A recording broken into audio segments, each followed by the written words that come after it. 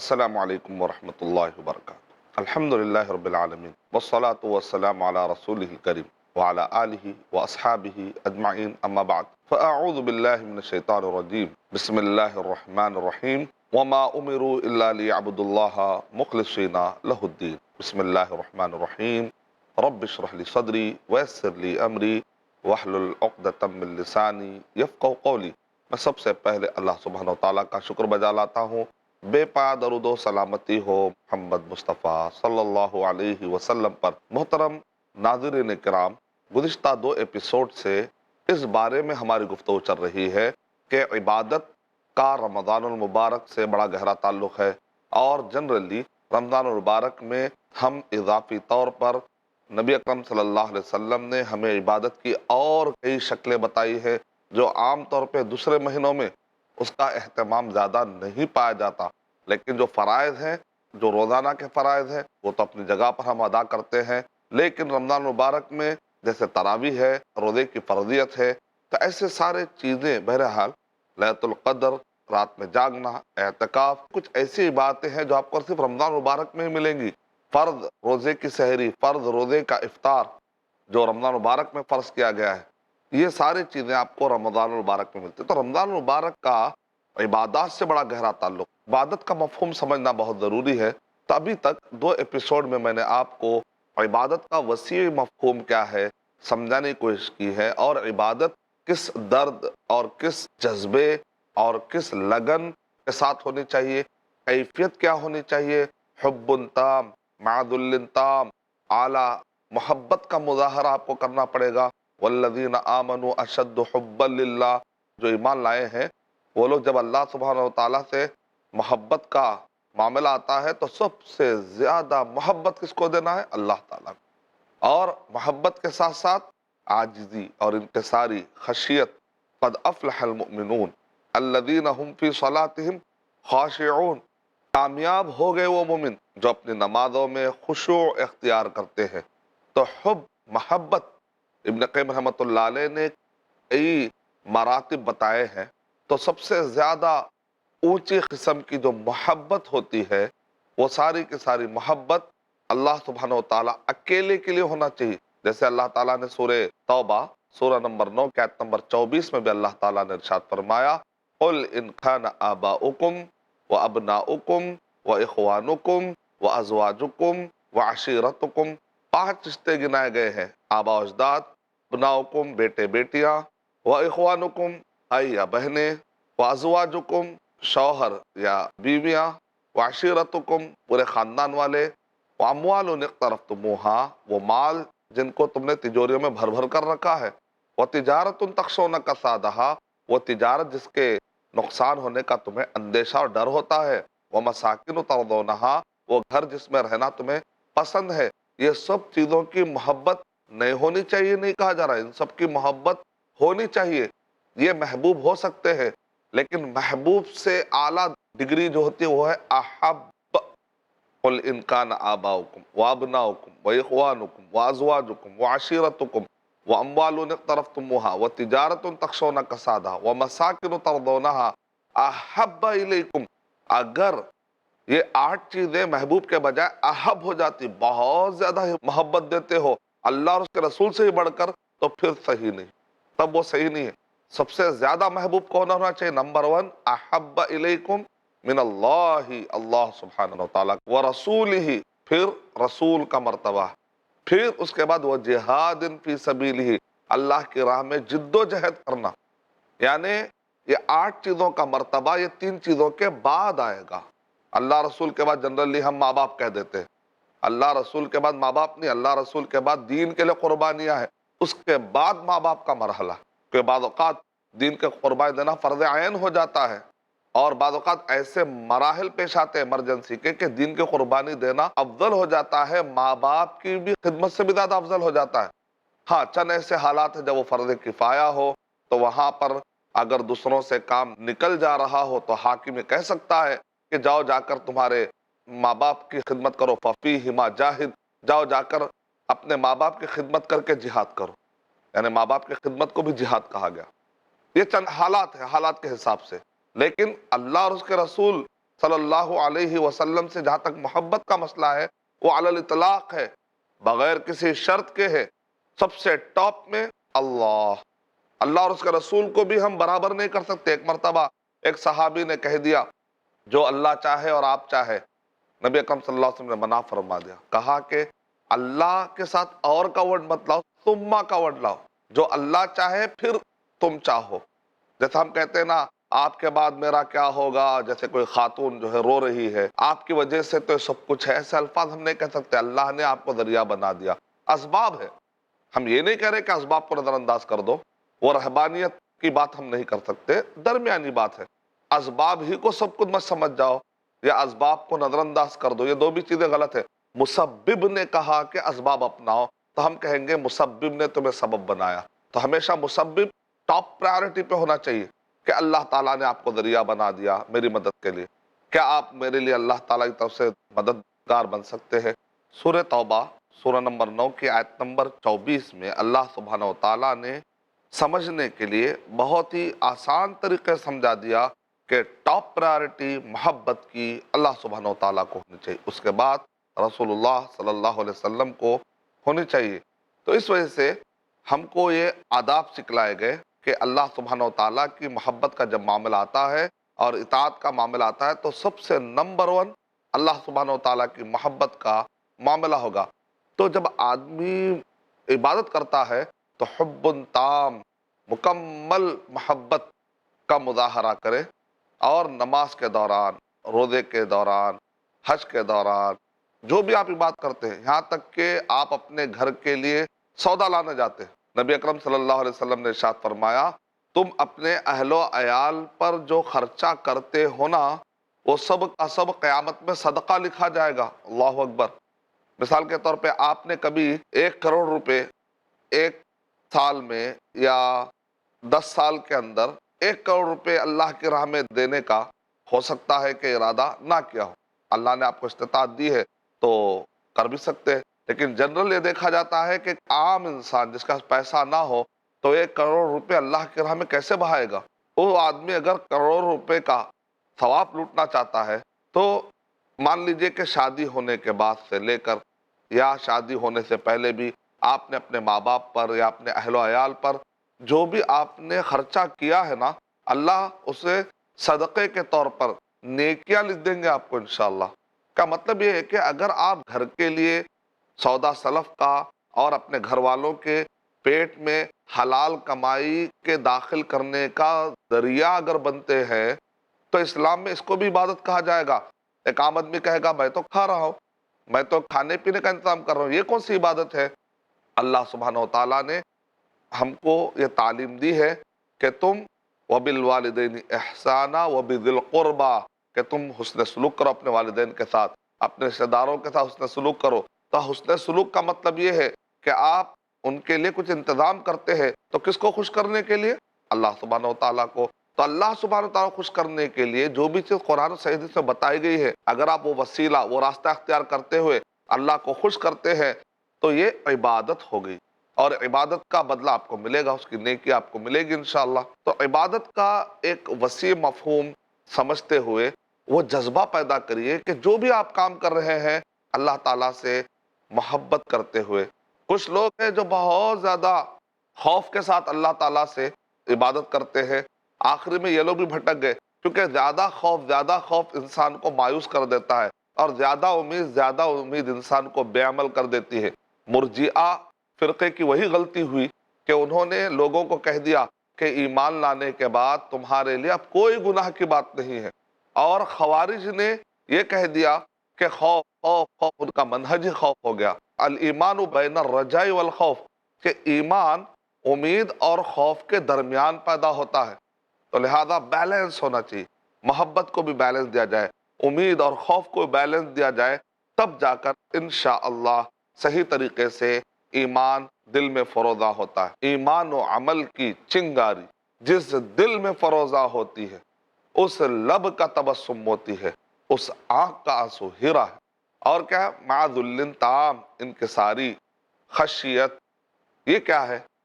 خشیت کہتے ہیں خوف مع تعظیم، خوف ہو لیکن عظمت والا خوف، وہ نہیں جو دشمن سے ڈر کر یا شیر سے ڈر کر آپ کانپتے ہیں، نہیں، عظمت والا اللہ سبحانہ و تعالیٰ کی عظمت، جو کائنات اللہ نے بنائی، 100 ملین گیلیکسیز، ایک گیلیکسی میں 200 بلین تارے، اور ایک جو ہماری ملکی وے گیلیکسی ہے اس میں 200 بلین تاروں کے ساتھ ساتھ 45 سیٹلائٹ، اس میں پھر پہلے 9 پلانٹ کہتے تھے، اب 8 پلانٹ، یہ سب پیدا کرنے والا وہ ہمالیہ جس کو آپ بہت بڑا سمجھتے ہیں، وہ زمین کا ایک چھوٹا سا حصہ ہے اتنے بڑے گیلیکسیز کے مقابلے میں، وہ پہاڑ کا پیدا کرنے والا، وہ گیلیکسیز کا پیدا کرنے والا، ویسا ایک آسمان ہے ویسے ابھی 7 آسمان ہے۔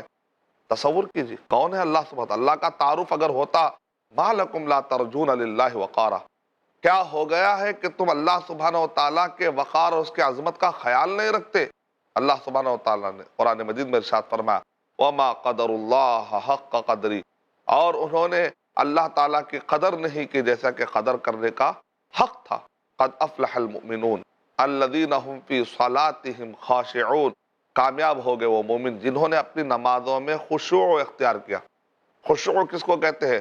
خشعۃ الارض، یعنی کہ سمندر سے جو ساحل کو، ساحل پہ آپ نے دیکھا نرم مٹی ہوتی، جو ریتی ہوتی بڑی نرم ہوتی ہے، کارنش، جو پانی آ کر لگتا ہے، مان لیجئے آپ نے کارنش پر، ساحل پر ایک ریتی کا تودا بنایا، آپ نے گھر بنایا، کچھ بھی آپ نے ریتی کا بنایا، اچانک پانی آتا ہے اور اس کو لگتا ہے، مس کرتا ہے، مد و جزر ہوتا چلا جاتا ہے۔ تو جو آپ نے ریتی کا تودا بنایا ہے نا، اچانک جاتے جاتے وہ مد و جزر میں وہ پانی کچھ ریتی کو بہا لے جاتا ہے، تو آپ کا جو گھروندہ ہے وہ گرنے کے قریب ہوتا ہے، کیونکہ وہ مٹی بڑی نرم ہوتی ہے۔ عربی زبان میں اس کو کہتے ہیں خشعۃ الارض، زمین کا وہ حصہ جو گرنے کے قریب ہو، نرم زمین جو اب گرنے کے قریب ہو، ریتی والی زمین جو اب گرنے کے قریب ہو، وہ ڈیزرٹ میں کبھی کبھی کوئی تودا بنایا تھا اچانک گرنے کے قریب ہوتا ہے، اس کو کہتے ہیں۔ مومن کی کیفیت کیا ہوتی ہے؟ جب اللہ اس کے رسول کی بات آتی ہے تو فوراً اطاعت کے لیے آدمی گر جاتا ہے، لیکن وہ اندھے بہرے ہو کر نہیں، لم یخروا علیہا صم وعمیانا، وہ گرنا اندھے بہرے پر نہیں ہوتا، علم کی بنیاد پر ہوتا ہے، بغیر علم کے، بغیر تحقیق کے غلط طریقے سے گرنا ضلالت اور گمراہی ہے۔ عبداللہ بن مبارک رحمۃ اللہ علیہ کے پاس الابانہ نامی کتاب میں، ابن بطال عبکری کی کتاب ہے، اس کے اندر کئی اقوال ہیں، تو اس میں ہے عبداللہ بن مبارک رحمۃ اللہ علیہ کے پاس آ کر کسی نے کہا کہ کچھ لوگ ہیں جو اللہ کی عبادت کرتے کرتے، ذکر کرتے کرتے گر جاتے ہیں، اور ایسا لگتا ہے کہ وہ لوگ، یعنی کہ بعض لوگ صرف لوگوں کو مائل کرنے کے لیے، دیکھو ہم کتنے عبادت گزار ہیں، اس لیے جو ہے اپنے آپ کو گر کر بتاتے، گرا کر بتاتے۔ تو عبداللہ بن مبارک رحمۃ اللہ علیہ نے کہا ایسے لوگوں کو دیوار پر بٹھا دی، یسعقون علی الجدران، کہ ان کو دیواروں پر بٹھا دیا جائے، نہیں گریں گے وہ لوگ، کیونکہ گرنے والے کو اتنی عقل ہے کہ اب میں اگر زیادہ گرنے کی کوشش کرا تو الٹا میں زخمی ہو جاؤں گا۔ یعنی مطلب یہ کہ دکھاوے کے لوگوں کی طرف اشارہ ہے، ایسے لوگ جو دکھاوے کے طور پر گرتے ہیں یا وہ اندھے بہرے ہو کر گرتے ہیں، مومن وہ نہیں ہوتا، علم کی بنیاد پر اللہ سبحانہ و تعالیٰ کے لیے وہ جھک پڑتے ہیں۔ یعنی مطلب ہے کہ اطاعت کرنا اللہ اور اس کے رسول صلی اللہ علیہ وسلم کی بات کو ماننے کے لیے، تو اللہ کی بات ماننے کے لیے اصل مسلم کس کو کہتے ہیں؟ کہ جو اپنی اچھا اور اپنے خواہشات کو اللہ کے حوالے کر دیتا ہے، اسلام کے بتلائے طریقے کے مطابق، محمد صلی اللہ علیہ وسلم کے بتلائے طریقے کے مطابق۔ خشعۃ الارض، تو یہ جو ذل تام کہا گیا ہے، انکساری، عاجزی اور دل کا جھکاؤ، عظمت، یہ سارے جو ملے جلے اسباب ہوتے ہیں، اس کے ساتھ بندہ کوئی بھی کام کرتا ہے تو اللہ کے لیے سنسیئرٹی کے ساتھ کرتا ہے۔ احسان کا ایک مرحلہ ہوتا ہے۔ احسان کا مرحلہ کیا ہے؟ کہ بندہ یہ تصور کرتا ہے کہ گویا کہ وہ اللہ سبحانہ و تعالیٰ کو دیکھ رہا ہے، یعنی اگر سامنے اگر بادشاہ ہو تو آدمی کتنا سنسیئرٹی سے ایک ایک حرکت کو نظر رکھتا ہے نا، تو گویا کہ وہ اللہ سبحانہ و تعالیٰ کو دیکھ رہا ہے، اس طریقے سے وہ سارے اعمال بجا رہے ہیں، صرف نماز کے حد تک نہیں، کچھ بھی عمل کر رہا ہے تو اللہ سبحانہ و تعالیٰ کو دیکھ رہا ہے گویا کہ، یا نہیں تو کم سے کم یہ تصور کرے کہ اللہ تعالیٰ مجھے دیکھ رہے۔ اب اللہ سبحانہ و تعالیٰ مجھے دیکھ رہے، ایک آدمی کی فجر کی نماز میں نیند نشار ہوتی ہے، اب وہ آدمی پھر آنکھ بند کر کے سو جاتا ہے، حالانکہ اس کو معلوم ہے اب اٹھوں گا تو نماز پڑھنا ہے، نہیں میں ایسا کروں گا، کنٹینیو کرتا ہوں، لوگ سمجھیں گے کہ شاید بیچارہ نیند میں، نہیں، اللہ کو تو معلوم ہے، اللہ تعالیٰ تو آپ کو دیکھ رہے ہیں۔ آپ کو اللہ تعالیٰ نے جب توفیق دی ہے کہ وہ ٹائم پر اٹھے ہیں، تو پھر سستی کیوں کرنے کا؟ ایک آدمی کو معلوم ہے کہ میں بغیر الارم کے اٹھ نہیں سکتا، تو پھر اس کو الارم رکھنا پڑے گا نماز کے اٹھنے کے لیے. اگر وہ الارم نہیں رکھتا ہے تو اللہ سبحانہ تعالیٰ اس کو دیکھ رہے ہیں. اللہ تعالیٰ کو معلوم ہے بندے کی نیت کیا ہے. ہر ایک آدمی 5 بجے نماز ہے لیکن 7 بجے کا الارم رکھتا ہے. اس کا مطلب اللہ تعالیٰ اسے دیکھ رہے لیکن اس کو خیال نہیں ہے. یعنی آدمی کے جو حرکتیں ہوتے ہیں، آدمی کو ڈیسیشن ہے، اسے پتہ چل جاتا ہے کہ یہ آدمی کتنا یہ سمجھ پاتا ہے کہ اللہ تعالیٰ اسے دیکھ رہا ہے، اور یہ آدمی کو اس کا احساس ہے یا نہیں ہے، اس کے حرکتوں سے پتہ چل جاتا ہے. تو حب تام مع ذل تام، آدمی کی جو کیفیت ہوتی ہے وہ کیفیت تقوی. ان اللہ کان علیکم رقیبا، کہ اللہ تعالیٰ تو تمہیں دیکھ رہے، اللہ تعالیٰ مجھے دیکھ رہے. اگر یہ تصور رہے گا تو آدمی کا عمل سیدھا ہونا شروع ہو جائے گا. اللہ کے ناموں اور صفتوں پہ آدمی تدبر کرے گا تو آدمی کو اس کا عمل سیدھا کر لینے میں مدد ملے گی. بصیر، اللہ سبحانہ و تعالیٰ دیکھ رہے. جب اللہ تعالیٰ دیکھ رہے ہیں تو آدمی کوئی چھپ کر بھی گناہ کرنا پسند نہیں کرتا، نہ چھپ کر روزہ توڑنے کی کوشش کرتا ہے، اور دل میں ریاکاری کا اس کو خیال. ریاکاری کا مطلب کیا ہے کہ آپ نعوذ باللہ اللہ تعالیٰ کے ساتھ ساتھ آدمی کو بڑا سمجھ رہے ہیں. کیا آپ سمجھتے ہیں یہ جو دنیا کی محفلیں ہیں نا، یہ ختم ہو جانے والی ہیں. آج چند لوگ ہیں، یا تو آپ کا مذاق اڑائیں گے یا تو آپ کی واہ واہ کریں گے. دونوں بھی آپ کے لیے کیا فائدہ ہے؟ اللہ تعالیٰ جب اپنے پاس جو فرشتوں کی مجلس ہے، وہ فرشتوں کی مجلس میں اللہ تعالیٰ آپ کا ذکر کریں گے. بتاؤ تو صحیح کہ وہ زیادہ مجلس بہتر ہے یا یہ عام انسانوں کی مجلس؟ تو ہم کو دنیا کے انسانوں کے نہ خوف سے کوئی کام کرنا چاہیے، نہ ان کے چاہنے کے لیے، کیونکہ مجلس والے، یہ واہ واہ بولنے والے بھی ایک دن مرنے والے. ایسا تھوڑی ہے کہ آپ بھی رہنے والے اور یہ بھی رہنے والے اور یہ واہ واہ چلتے رہے. ایسی بات نہیں ہے. اچانک اس میں سے کوئی کل مر جا سکتا ہے. تو انسان بڑا کمزور ہے. ایسے کمزور انسانوں کے محبت کے پیچھے خوگر ہو جانا اچھی بات نہیں. پوری طریقے سے پاور آف اخلاص. پاور آف اخلاص کا فائدہ کیا ہے؟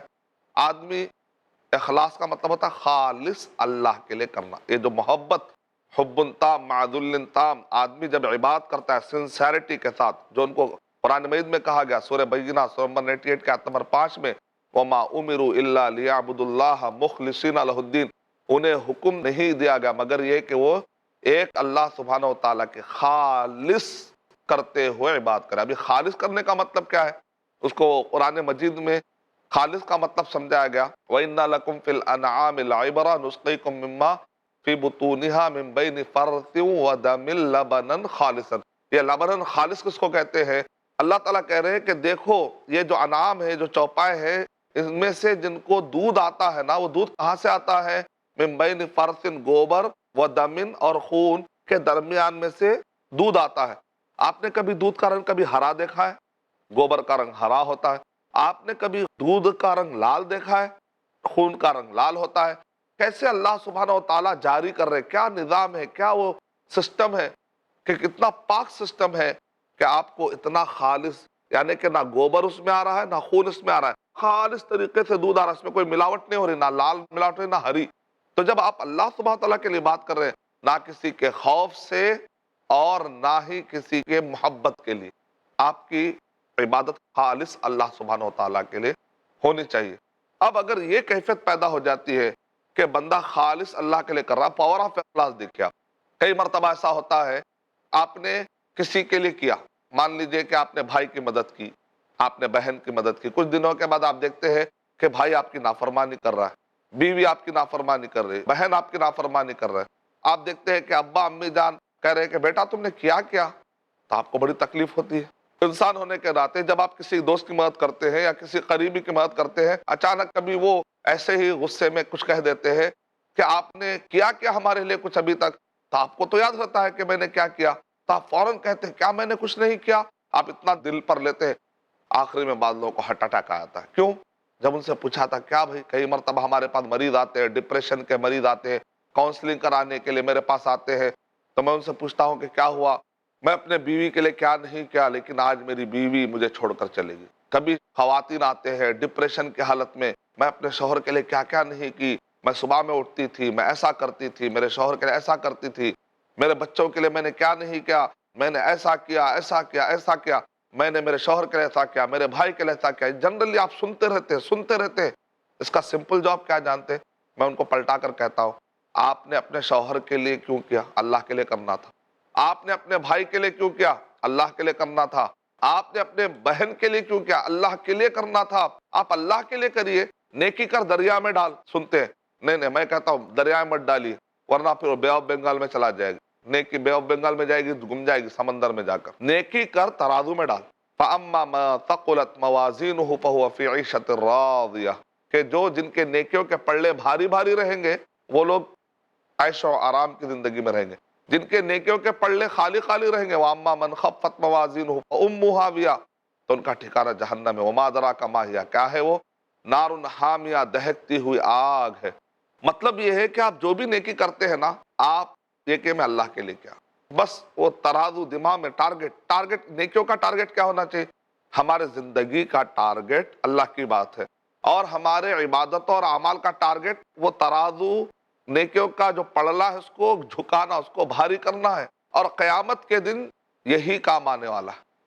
اس کا فائدہ کیا ہے معلوم؟ کل کے دن اگر کوئی آدمی آپ سے روڈ بیہیویئر کرتا ہے، آپ کو ستاتا ہے اور آپ کے احسانات کو مانتا نہیں ہے، آپ نے مدد کی پھر بھی وہ آپ کو ناشکری کا مظاہرہ کرتا ہے، تو آپ سکون میں رہتے ہیں۔ آپ کہتے ہیں میں نے تو اللہ کے لیے کیا تھا، بات ختم۔ میں نے اس جماعت کے لیے کیا نہیں کیا، میں نے اس قوم کے لیے کیا نہیں کیا، میں نے اس ملک کے لیے کیا کام نہیں کیا، لیکن آج میرے ساتھ ایسا برتاؤ کیا جا رہا ہے، اور آپ اپنی طبیعت کیوں خراب کرتے ہیں؟ آپ اپنے آپ کو ڈپریشن میں اور کیوں لے جاتے ہیں؟ یہ جو مشین ہے نا، اس کی بھی ایک حد ہوتی ہے، اس کو زیادہ اگر بوجھ ڈالو گے تو پاگل ہو جائے گی یہ مشین۔ یہ جو دل ہے اس کی بھی ایک حد ہے پریشر برداشت کرنے کی، زیادہ پریشر ڈالو گے نا ہارٹ اٹیک آ جائے گا۔ خون کے دوران کی بھی ایک لمٹ ہے۔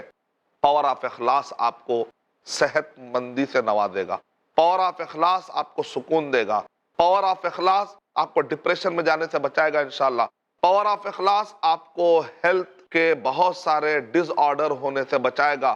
بہت سارے مسائل جو صحت کے ہوتے ہیں، آپ جا کر پوچھئے کہ کئی ایسے کارڈیالوجسٹ ہیں، ان سے آپ پوچھیں کہ بھئی ان کو ہارٹ اٹیک کیوں آیا، تو بہت سارے لوگوں کو ہارٹ اٹیک اس لیے آتا ہے کہ وہ کسی نہ کسی کے حسد میں مبتلا ہے، یا کسی کے جلن میں مبتلا ہے، یا کسی سے بہت زیادہ انہوں نے امیدیں لگائی تھی وہ امیدیں نہیں ملی۔ یہ سب اخلاص نہیں ہونے کا نتیجہ ہے۔ آپ کسی پر حسد کیوں کر رہے ہیں؟ حسد کرنے کا مطلب یہ نکلا کہ آپ اللہ تعالیٰ سے ناراض ہے، اللہ تو نے اس کو کیوں دیا کار، مجھے کیوں نہیں دیا؟ تو گویا کہ آپ ہے کیا رحمت بانٹنے والے، آپ ہے کیا کار بانٹنے والے؟ اللہ کو معلوم ہے کائنات کیسے چلانا ہے۔ آپ کون ہوتے ہیں؟ اللہ تعالیٰ نے اگر کسی کو دیا ہے تو آپ کون ہوتے ہیں اللہ تعالیٰ کے فیصلے میں رکاوٹ ڈالنے والے؟ اللہ نے کسی کو دے دیا ہے، آپ خوش رہیے تقدیر پر، اللہ اس کا فیصلہ کر رہا ہے کہ دینا، تو آپ کہہ رہے ہیں اللہ تیرے فیصلے سے میں راضی نہیں ہوں، تو نے اس کو کیوں دیا؟ آپ کو کیا چاہیے وہ آپ مانگیے نا، اس کو کیا ملتا ہے، کسی دوسرے کو کیا ملتا ہے، اللہ تعالیٰ کیا مصلحت سے دے رہے، ہو سکتا ہے اللہ تعالیٰ ڈھیل دے رہے ہوں گے، آپ ہمیشہ اس کو نعمت کیوں سمجھ رہے ہیں؟ ہو سکتا ہے وہ آزمائش ہو، اور آپ کو جو مل رہا ہے وہ نعمت ہونا کیا ضروری ہے، وہ بھی تو آزمائش ہے۔ آپ یہ دیکھیں کہ اللہ نے آپ کو کیا کیا نہیں دیا، کتنے چیزیں جو اللہ نے آپ کو دی ہے جو اس کو نہیں ملی ہے، کسی اور کو نہیں ملی ہے۔ آپ سے کم کو دیکھیے، دنیائی معاملات میں کم کو دیکھیے، اگر آپ اپنے آگے والے کو دیکھیں گے تو کبھی سکون میں رہیں۔ پاور آف اخلاص، اللہ نے جو دیا میں اس پہ راضی، میں تقدیر پر راضی ہوں۔ یعنی آدمی اگر محبت اپنی پوری زندگی گزارے گا، کسی کی مدد بھی کرے گا اس سنسیریٹی کے ساتھ کہ میں اس لیے مدد کر رہا ہوں کیونکہ اللہ مجھے اجر دے گا، تو عبادت آپ کو کہاں سے کہاں لے کر گئی۔ عام معاملات میں بھی آپ نے عبادت کا راستہ ڈھونڈ لیا۔ کتنے ایسے لوگ ہیں جو نماز میں ٹھہر کے بھی گناہ لے کر نکلتے ہیں کیونکہ وہ ریاکاری کرے پڑتے ہیں، اور کتنے ایسے لوگ ہیں جو عام کام کرتے ہیں، پتھر ہٹا دیا راستے کے، لیکن نیت ان کو اعلیٰ درجے تک پہنچا، ان کا عمل علیین میں چلا آتا ہے۔ آسمانوں میں ایک جگہ علیین، کلا ان کتاب الابرار لفی علیین، علیین میں چلا آتا ہے۔ اور کتنے ایسے لوگ ہیں جو مسجد میں رہتے ہیں لیکن گناہ کا کام کرتے ہیں، جھوٹ بول دیتے ہیں، اسلام کے نام پہ جھوٹ بول دیتے ہیں، تو ان کا عمل کہاں چلا جاتا ہے؟ زمین کے اندر۔ تو اس وجہ سے نیت، اخلاص، طریقہ، دو شرطیں ہیں۔ سارا کام جو بھی ہے کس کے لیے کرنا چاہیے؟ اللہ، اخلاص۔ کس کے طریقے کے مطابق کرنا چاہیے جو بھی کام کر رہے ہیں؟ محمد صلی اللہ علیہ وسلم کے مطابق۔ اس کو کہتے ہیں طریقہ محمدی، اخلاص ہو اور طریقہ محمدی ہو۔ تو انشاءاللہ یہ آج کے درس میں، آج کے ایپیسوڈ میں نے جو جذبہ عبادت کا ہونا چاہیے اس پر میں نے زیادہ گفتگو کی، اور انشاءاللہ اگلے درس میں آپ کو بتاؤں گا کہ یہ عبادات میں خامیاں کب آ جاتی ہیں۔ آدمی عبادت کا مفہوم اگر گڑبڑ کر لیتا ہے تو اس کا نقصان کیا ہوتا ہے اور کیا تکلیفیں اس کو آتی ہے لائف میں۔ انشاءاللہ اس پر اگلے ایپیسوڈ میں ہم گفتگو کریں گے۔ میں اللہ تعالیٰ سے دعا کرتا ہوں کہ اللہ تعالیٰ مجھے اور آپ کو سنسیریٹی اور اخلاص کی دولت عطا فرمائے، اتباع سنت کی دولت عطا فرمائے۔